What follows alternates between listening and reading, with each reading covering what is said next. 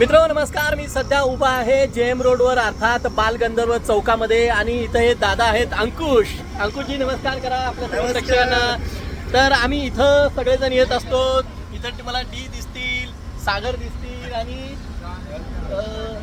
नाव रघुनाथ. मी फक्त रघु म्हणत असतो त्यांना. तर रघुनाथ आम्ही नेहमी इथं चहाला येत असतो आणि चहाला आल्यानंतर जवळपास एक 15-20 दिवसांपासून आम्ही या अंकुशजींकडे चहाला येतो. गेल्या 30 वर्षापासून ते इथं हा चहाचा स्टॉल चालवतात. तेव्हापासून त्यांच्याकडे गॅस होता. मात्र तुम्हाला माहिती आहे सध्या इस्रायल अमेरिकेने जेव्हापासून इराण विरुद्ध युद्ध छेडलेलं आहे तेव्हापासून आपल्या भारतामध्ये गॅसची कमतरता आहे.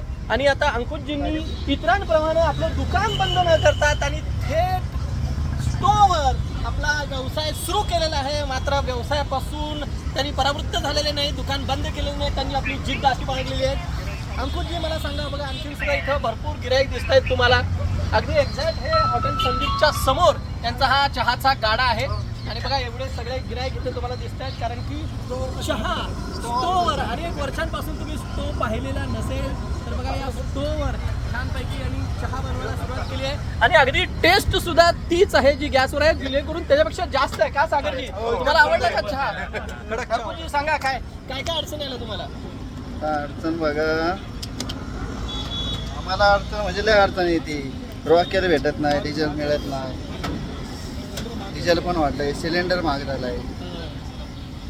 तर मित्रांनो पाहिलं तुम्ही अशा छोट्या छोट्या व्यावसायिकांना आखाती देशामध्ये चाललेल्या युद्धाचा कसा थेट फटका बसलेला आहे. इथे तुम्ही पाहू शकता हा व्यावसायिक सिलेंडर आहे तो बंद पडल्यामुळे त्यांनी थेट रॉकेलवर आपला बिझनेस सुरू केलेला आहे. रॉकेल लवकर त्यांना मिळत नाही, त्यामुळे सर्वसामान्यांची होरपळ त्या युद्धामुळे होते.